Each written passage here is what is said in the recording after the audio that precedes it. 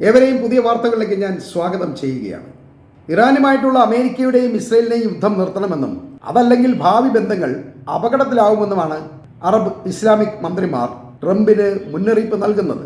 അതുമാത്രമല്ല, ഇറാന്റെ പരമാധികാരത്തെ ബഹുമാനിക്കുകയും അവരുടെ ആഭ്യന്തര കാര്യങ്ങളിൽ അമേരിക്ക ഇടപെടാതിരിക്കുന്നതിനെയും ആശ്രയിച്ചാണ് ഇനി ഭാവി കാര്യങ്ങൾ മുന്നോട്ട് പോവുക എന്നും ഈ രാജ്യങ്ങൾ ട്രംപിനെ ഉപദേശിക്കുകയാണ്. ശരിക്കും അറബ് രാജ്യങ്ങൾ പേടിച്ചിരിക്കുന്നു എന്നുള്ളതാണ് അവരിൽ ഇങ്ങനെ ഒരു മനംമാറ്റം ഉണ്ടാകാൻ കാരണം. മേഖലയിൽ ഉടനീളമുള്ള പ്രോക്സി ഗ്രൂപ്പുകൾക്ക് ഇറാൻ നൽകുന്ന പിന്തുണ അറബ് രാജ്യങ്ങൾ ഇപ്പോൾ ഭീതിയോടെയാണ് കാണുന്നത്. അറബികളുടെ ഈ പ്രസ്താവന ഇറാൻ ഉദ്ദേശിച്ച വഴിയിലേക്ക് തന്നെയാണ് കാര്യങ്ങൾ വരുന്നു എന്നതിൻ്റെ സൂചനയാണ്. ലോകത്ത് കയ്യൂക്കിന് തന്നെയാണ് പ്രാധാന്യമെന്ന് ഇറാൻ ഇപ്പോൾ തെളിയിച്ചിരിക്കുകയാണ്. അമേരിക്കയുടെയും ഇസ്രയേലിൻ്റെയും മിഡിൽ ഈസ്റ്റിലെ ആധിപത്യത്തിന് മേലെയാണ് ഇപ്പോൾ ഇറാൻ കയറി പിടിച്ചിരിക്കുന്നത്. ഇവർ ശക്തി കാണിച്ചുകൊണ്ടാണ് മിഡിൽ ഈസ്റ്റിനെ കൈയടക്കിയിരുന്നത്. എന്നാൽ അതേ ശക്തിയും കയ്യൂക്കും തന്നെയാണ് ഇപ്പോൾ ഇറാൻ ഈ അറബ് രാജ്യങ്ങളുടെ മേൽ കാണിക്കുന്നത്. അതുകൊണ്ട് തന്നെ ഇവർ ഇപ്പോൾ ശരിക്കും ഭയന്നിരിക്കുകയാണ്. ഇന്നലെ ഇറാനിലെ കൂറ്റൻ സൗത്ത് പാർസ് ഗ്യാസ് പ്ലാന്റിൽ ഇസ്രായേൽ നടത്തിയ ആക്രമണത്തിന് ശേഷം അവർ വലിയ അഭിമാനത്തോടെ വിശ്രമിക്കുമ്പോഴാണ് മിഡിൽ ഈസ്റ്റിലെ സകല റിഫൈനറികളിലുമുള്ളവർ ഓടി രക്ഷപ്പെട്ടോളൂ എന്ന ഇറാന്റെ മുന്നറിയിപ്പ് വരുന്നത്. അതിനുശേഷം ഇപ്പോൾ ശരിക്കും ഭ്രാന്താവസ്ഥയിലാണ് ഇറാൻ മിഡിൽ ഈസ്റ്റിലെ ഇസ്രായേൽ ഉൾപ്പെടെയുള്ള സകല രാജ്യങ്ങളെയും ആക്രമിക്കുന്നത് എന്ന് നിങ്ങൾ മനസ്സിലാക്കണം. ഇറാന്റെ എണ്ണയുടെ പ്രധാന കേന്ദ്രത്തെ ആക്രമിച്ചാൽ അതവരെ ഇത്രയധികം പ്രകോപിപ്പിക്കുമെന്ന് ഒരിക്കലും ഇസ്രയേലും ട്രംപും കരുതിയിട്ടുണ്ടാവില്ല. അത്രയധികം വീര്യത്തോടെയാണ് ഇറാൻ ഇപ്പോൾ ഈ മിഡിൽ ഈസ്റ്റ് രാജ്യങ്ങളെ ആക്രമിക്കുന്നത്. ഇന്നലെ ഖത്തറിലെ പ്രധാന LNG പ്ലാന്റായ റാസ് ലഫാന് നേരെ അതിഭയാനകമായ ആക്രമണങ്ങളാണ് ഇറാൻ നടത്തിയത്. ഇവിടെ വ്യാപകമായ നാശനഷ്ടങ്ങൾ റിപ്പോർട്ട് ചെയ്തിരിക്കുകയാണ്. അതോടെ പ്ലാന്റ് അടച്ചു പൂട്ടുകയും ചെയ്തു. പ്രതിവർഷം 77 ദശലക്ഷം മെട്രിക് ടൺ LNG ഖത്തർ ഉൽപ്പാദിപ്പിക്കുന്നുണ്ടെന്നും വൈദ്യുതി ഉൽപ്പാദനത്തിനും വ്യവസായങ്ങളിലും ഉപയോഗിക്കുന്ന ഇന്ധനത്തിന്റെ ലോകത്തിലെ രണ്ടാമത്തെ വലിയ കയറ്റുമതിക്കാരാണ് ഖത്തർ എന്നതുകൊണ്ടും ഈ പ്ലാന്റിനെ ആക്രമിക്കരുതെന്ന് ഇപ്പോൾ ട്രംപിന് ഇറാനോട് അപേക്ഷിക്കേണ്ടി വന്നിരിക്കുകയാണ്. ഈ ആക്രമണത്തിലൂടെ ലോകത്ത് ഗ്യാസ് ക്ഷാമമാണ് വർദ്ധിക്കാൻ പോകുന്നത്. ഇത് മനസ്സിലായതോടെയാണ് ട്രംപിന് ഇങ്ങനെ ഇറാനോട് അപേക്ഷിക്കേണ്ടി വരുന്നത്. അതുകൊണ്ട് ഇനി ഗ്യാസ് വലിയ ബുദ്ധിമുട്ടാവും. എല്ലാവരും വിറക് പെറുക്കി കൂട്ടി ഉണക്കി വെച്ചാൽ പട്ടിണി കിടക്കാതെ കഴിച്ചു കൂട്ടാം. ഇനി ഹോട്ടലിൽ വാങ്ങിക്കഴിക്കാം എന്ന് കരുതുന്നവരൊക്കെ ഉണ്ടാവും. അതൊക്കെ വെറുതെയാണ്. ഗ്യാസ് സിലിണ്ടറുകൾ കിട്ടാതെ ഹോട്ടലുകൾ പൂട്ടി തുടങ്ങുകയാണ്.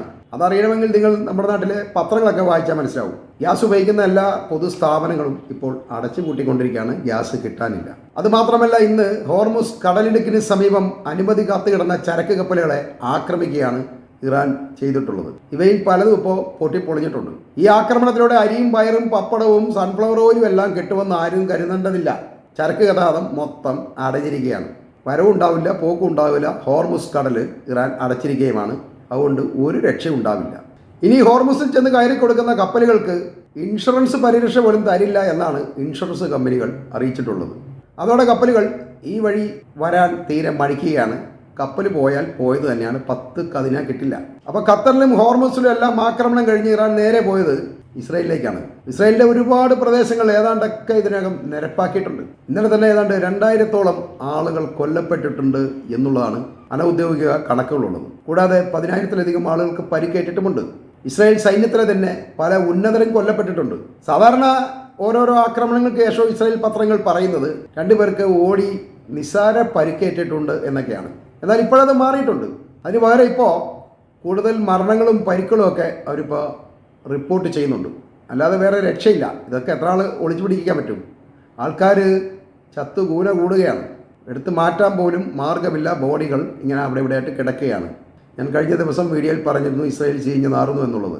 കിട്ടുന്നതല്ലേ എടുക്കാൻ പറ്റുള്ളൂ. ഒരു ബോഡി എവിടെ കിടന്നാൽ അത് കഴിഞ്ഞാൽ മതിയല്ലോ. ആറിയിട്ട പ്രദേശത്ത് നിൽക്കാൻ പറ്റില്ല. അപ്പോൾ അതുകൊണ്ട് ഇസ്രായേൽ വലിയ പ്രശ്നം തന്നെയാണ്. ഇറാൻ ഇങ്ങനെ നിർത്താതെ തുടരെ ആക്രമിക്കുന്നത് മൂലം ഇനി ഇറാന്റെ എണ്ണശേഖരങ്ങളെ ആക്രമിക്കില്ല എന്ന് ഇന്ന് പറയേണ്ടി വന്നിരിക്കുകയാണ്. അതിനേക്കാൾ രസം, ഖത്തറിലെ പ്ലാന്റിനെ ആക്രമിച്ചാൽ ഞാൻ തിരിച്ചടിക്കുമെന്ന് ട്രംപ് ഇതിനിടയിൽ ഇറാനെ ഭീഷണിപ്പെടുത്തുന്നുമുണ്ട്. ഇത് അയാളുടെ ഒരു അടവാണ്. ട്രംപിൻ്റെ ഭീഷണിയൊന്നും ഇറാനോട് ചിലവാകില്ല എന്ന് അയാൾക്ക് നന്നായിട്ടറിയാം. എന്നാൽ ലോകത്തിൻ്റെ മുന്നിൽ തങ്ങൾ ഇറാനോട് ഭയന്നിട്ടില്ല എന്ന് കാണിക്കാൻ വേണ്ടിയാണ് ട്രംപ് ഇങ്ങനെ നിരന്തരം ഭീഷണിപ്പെടുത്തിക്കൊണ്ടിരിക്കുന്നത്. ഈ ഭീഷണിയായിട്ട് നിലനിൽക്കുകയാണ്. ഇറാൻ അവർക്ക് തോന്നിയ പോലെയൊക്കെ തിരിച്ചടിച്ചുകൊണ്ടിരിക്കുകയാണ്. ശരിക്കും ഇറാന് ഏറ്റവും കൂടുതൽ വൈരാഗ്യം UAE-യോടാണെന്ന് തോന്നിയിട്ടുണ്ട്.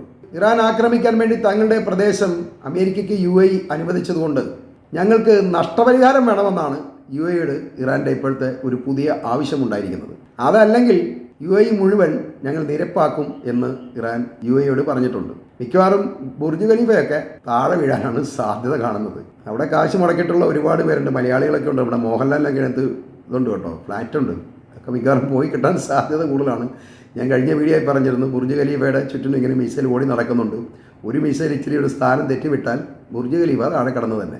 ഇറാന് UAEയിൽ ഇത്രയും കലിപ്പ് വരാൻ കാരണം UAE ഇസ്രായേലിൻ്റെ സഖ്യകക്ഷിയാണ് എന്നുള്ളതാണ്.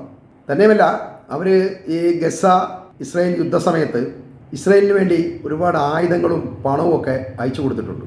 അക്കാര്യം പലപ്പോഴും തെളിഞ്ഞിട്ടുണ്ട്. ഇറാന് മനസ്സിലായതാണ്, എല്ലാവർക്കും മനസ്സിലായതാണ്. അപ്പോൾ അതിൻ്റെ കൂടി തിരിച്ചടിയായിട്ടാണ് ഇറാൻ ഇപ്പോൾ UAEയെ അടിച്ചുകൊണ്ടിരിക്കുന്നത്. നമ്മൾ മലയാളികളെ സംബന്ധിച്ച് UAEയൊക്കെ അടിക്കുക എന്ന് പറഞ്ഞാൽ വലിയ നമ്മുടെ നെഞ്ചത്തടിക്കുന്ന പോലെ തന്നെയാണ്. ശരി തന്നെയാണ്, എല്ലാവരും അവിടെയാണ്, UAEയിലാണ്. പക്ഷേ രാഷ്ട്രീയമായി ഇറാനും UAEയൊക്കെ ഭയങ്കര വൈരാഗ്യത്തിലാണ്. അതുകൊണ്ടാണ് UAE ഇത്രയധികം ആക്രമിക്കുന്നത്. പുറമേ നിന്ന് നോക്കുമ്പോൾ നമുക്കാർക്കും പ്രശ്നം ഉണ്ടാവില്ല, അവർ ജോലി തരുന്നുണ്ട്, നല്ല ആൾക്കാരാണ്, ഇതൊക്കെയാണ്. പക്ഷേ ഇറാനെ സംബന്ധിച്ച് UAE അവരുടെ ശത്രുവാണ്. അതല്ലെങ്കിൽ ഖത്തർ അവരുടെ ശത്രുവാണ്, സൗദി അറേബ്യ ശത്രുവാണ്. കാരണം ഇവരെല്ലാം അമേരിക്കയ്ക്കും ഇസ്രായേലിനും ഒപ്പം നിൽക്കുന്ന ആൾക്കാരാണ്. അമേരിക്കയുടെ താവളങ്ങൾ അവിടെ ഉപയോഗിക്കാൻ അനുവദിക്കുക എന്നത് ഇസ്രായേലിന്റെ രക്ഷയ്ക്ക് വേണ്ടി മാത്രമുള്ളതാണ്. അതുകൊണ്ടാണ് ഈ മിഡിൽ ഈസ്റ്റ് രാജ്യങ്ങളെ ഇറാൻ ഇങ്ങനെ ആക്രമിച്ചു കൊണ്ടിരിക്കുന്നത്. അതല്ലാതെ അവിടെ ഷിയ സുന്നി വൈരാഗ്യം ഒന്നും അല്ല കേട്ടോ. പലരും അങ്ങനെ പറയുന്നവരുണ്ട്, ഷിയാക്കളല്ലേ. അതുപോലെ മറ്റൊരു മണ്ടംവാദം നമ്മുടെ നാട്ടിൽ ചിലരൊക്കെ പറഞ്ഞു കേട്ടിട്ടുണ്ട്. ഇറാൻ ഒരു ഷിയ രാജ്യമല്ലേ, സുന്നികളും ഷിയാക്കളും തമ്മിൽ പണ്ട് കാലം തൊട്ട് വലിയ വൈരാഗ്യമാണല്ലോ, പിന്നെ എന്തിനാണ് ഇറാൻ്റെ കൂടെ ഈ സുന്നികൾ കൂടുന്നത്, അല്ലെങ്കിൽ കേരളത്തിലുള്ള സുന്നികൾ കൂടുന്നത് എന്നൊക്കെ. ഇവിടെ ഷിയായും സുന്നിയൊന്നും അല്ല പ്രശ്നം. അമേരിക്കയുടെ മിഡിൽ ഈസ്റ്റിലെ ആധിപത്യത്തെ തകർക്കാൻ വേണ്ടി ഇറാൻ ശ്രമിച്ചുകൊണ്ടിരിക്കുകയാണ്. അതിനുവേണ്ടി അവരുടെ മിഡിൽ ഈസ്റ്റിലുള്ള എല്ലാ സൈനിക താവളങ്ങളും അവർക്കുള്ള സകല വേരുകൾ മറക്കാനാണ് ഇറാൻ ഇപ്പോൾ ശ്രമിച്ചുകൊണ്ടിരിക്കുന്നത്. ഇവിടെ മതമൊന്നും അല്ല പ്രശ്നം. ആദ്യം അങ്ങനെ ചിന്തിക്കുക, മതമില്ല. കാലങ്ങളായിട്ട് ഇറാനെ അമേരിക്ക ഉപരോധത്തിൽപ്പെടുത്തിയിട്ടിരിക്കുന്നത് ഇറാൻ ഒരിക്കലും വളരരുത് എന്നുള്ള ലക്ഷ്യത്തോടെയാണ്. പക്ഷേ ഇറാൻ അമേരിക്ക പോലും അറിയാതെ വളർന്നു കഴിഞ്ഞു. ഇപ്പോൾ അമേരിക്കയ്ക്ക് ഇറാനെ തടയാൻ കഴിയുന്നില്ല. അതാണ് ഇതിൻ്റെ പിന്നിലുള്ള യഥാർത്ഥ സത്യം. എന്തായാലും മിഡിൽ ഈസ്റ്റ് ഇപ്പം ആകപ്പാടെ കുളമായിട്ടുണ്ടെന്നുള്ളതാണ്. യുദ്ധം തന്നെ യുദ്ധം. അമേരിക്ക പിന്തിരിയാൻ നോക്കിയിട്ടും ഇറാൻ വിടുന്നില്ല. ഇറാൻ പറയുന്നത് ഞങ്ങളിനി 5 കൊല്ലം കൂടി യുദ്ധം ചെയ്യാൻ തയ്യാറാണെന്നുള്ള, അതിനുള്ള സാധനം എല്ലാം ഞങ്ങളുടെ ഉണ്ടെന്നാണ്. ഇനി അത് തീർന്നാലും പേടിക്കേണ്ട, റഷ്യയിൽ നിന്നും ചൈനയിൽ നിന്നും കൊറിയയിൽ നിന്നൊക്കെ അവർക്ക് സാധനം കിട്ടും. അതുകൊണ്ട് യുദ്ധത്തിൻ്റെ കാര്യത്തിൽ അവർക്ക് യാതൊരു പഞ്ഞവുമില്ല. ഇറാഖുമായിട്ട് 8 കൊല്ലം അടിച്ചിട്ടും ഇറാന് ഒന്നും സംഭവിച്ചില്ല.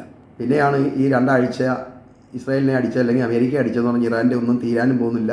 അവരുടെ ചെറിയൊരു ശതമാനം സാധനം പോലും അവർക്ക് ഇതുവരെ ചിലവായിട്ടില്ല. ഇഷ്ടംപോലെ സാധനം ഇരിക്കുകയാണ്. ഡെയിലി പുതിയ പവറിലുള്ള സാധനമാണ് ഇസ്രായേലിനെ വരെ അടിച്ചു കൊടുത്തുകൊണ്ടിരിക്കുന്നത്. ഇസ്രായേലിൻ്റെ പരാതി ക്ലസ്റ്റർ ബോംബ് ഉപയോഗിച്ച് ഇറാൻ ഇസ്രായേലിനെ ആക്രമിക്കുന്നു എന്നുള്ളതാണ്. ഇസ്രായേലിന് ഏത് നിയമവിരുദ്ധ പ്രവർത്തനവും ചെയ്യാം, അത് കുഴപ്പമില്ല. ഇറാൻ ക്ലസ്റ്റർ ബോംബ് ഉപയോഗിച്ച് ഇസ്രായേലിനെ ആക്രമിച്ചാൽ അത് വലിയ പ്രശ്നമാണ്.